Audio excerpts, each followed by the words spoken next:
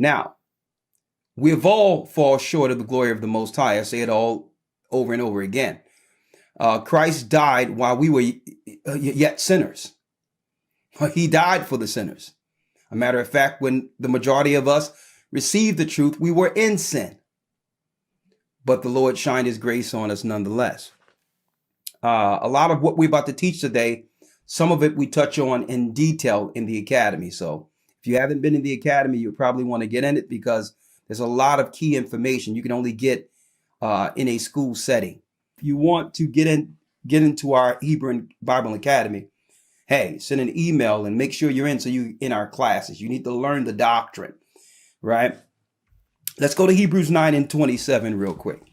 Now, for those who don't believe in hell or believe parts of the Bible and believe that things are allegories and not true and all that, or just parables, and believe that everything like the Bible is just metaphors, you may not want to chime into this. Okay.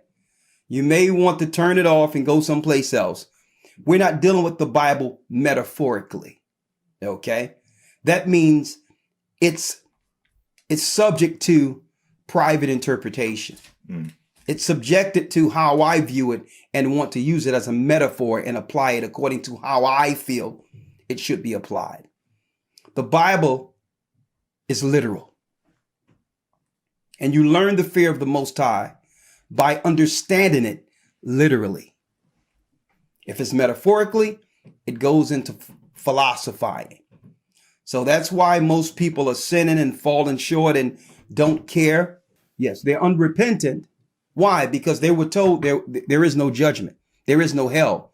They was taught to deal with the Bible metaphorically or philosophize and choose the parts that suits them. No, the Bible is literal. Okay? Christ was a literal man who came to die for a literal people. Okay? Hebrews 9:27. Let's go. Yes, sir. Hebrews 9:27. And as it is appointed unto men once to die. As it is appointed unto men once to die. But after this, the judgment. But after this, the judgment. Okay? Here's the reality of the matter. Okay? The reality of the matter is that we were all born in this earth and have life. That's the good part. Well, the eventual part is that through our father and mother, Adam and Eve, sin and partaking in the tree of good and evil, they brought forth something new within the earth called death, which is an eventual judgment. It's part of a judgment, which means just like life, it feels good. We can live, we can breathe, we can make choices. Well, the eventual thing about this life, brothers and sisters, is death. Okay? They need to sink in. Okay? That's an eventual. Death is a reality. Okay? When you go past a graveyard, when you go to a funeral, whatever the case might be, when we do this, all of those people that were in that cemetery had life, had choices, okay? Had dreams, ideas. They were just like you, okay? And we can't think death away. It's a reality. It's a serious reality, okay? It's just as real as life. Okay, I need y'all to really understand this. Okay, death is instant. We're here today, okay, and have no idea that we'll be called into judgment tomorrow. That's the reality. We only have today. We only have this moment. That's the reality. That's what the Most High would like you to understand. And as it is appointed unto man once to die, read. But after this, the judgment. But after this life, there's a judgment. where we'll all stand before the Most High. I'm going to talk about that judgment in a moment. No one escapes this, brothers and sisters. Doesn't matter what you believe, what you think. Okay.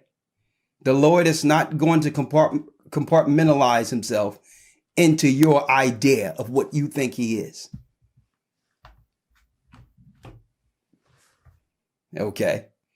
He's not going to be satisfied based on how you feel he should be satisfied, or you should satisfy his law. It doesn't work that way.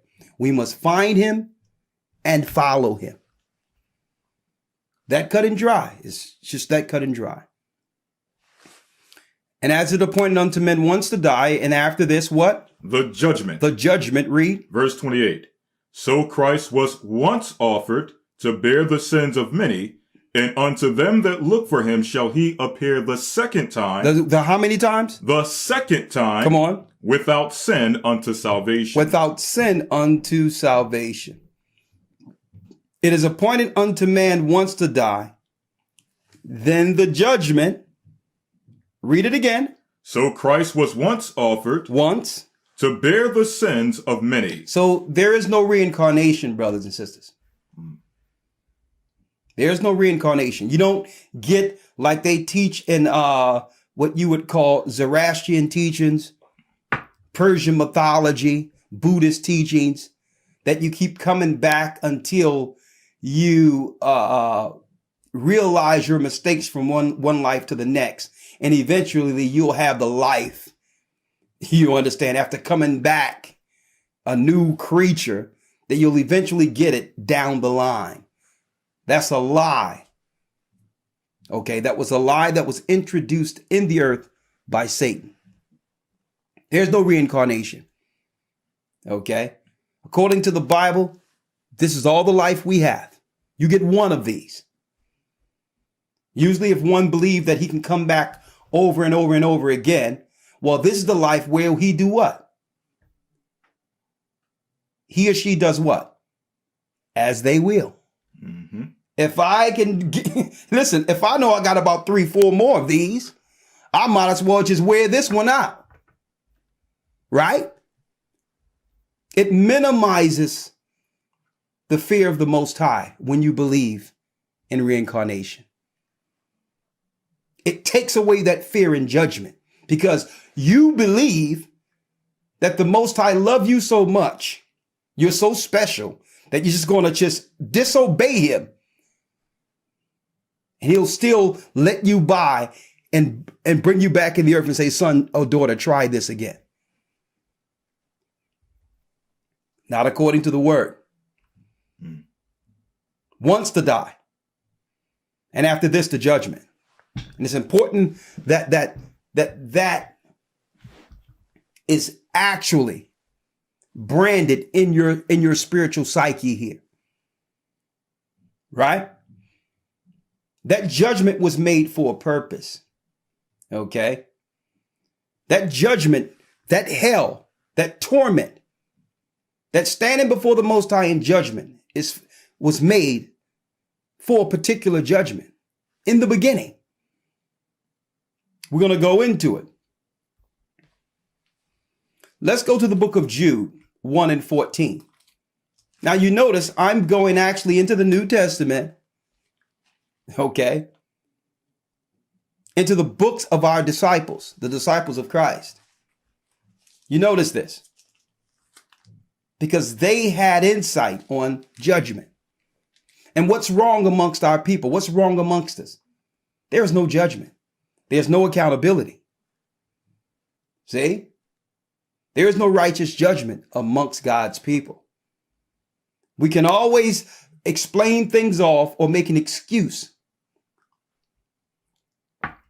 and not be accountable for sins of what we've done wrong. Okay? Either we get this together here or, you'll see the Father with this. And if you're used to making excuses, what happens when you're standing before the Most High and can't utter a word? The excuses can work for man.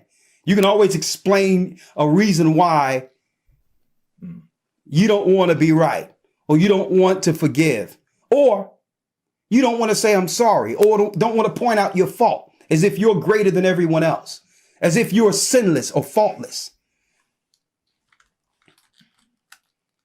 Right? So the disciples broke these things down. Let's go to the book of Jude real quick. Yes, sir. The 14th verse. Let's read it. Jude, verse 14. And Enoch also, the seventh from Adam, prophesied of these, saying. And Enoch prophesied of these. He prophesied of what? We're giving you the reason hell was made from the beginning. Jude prophesied of a judgment.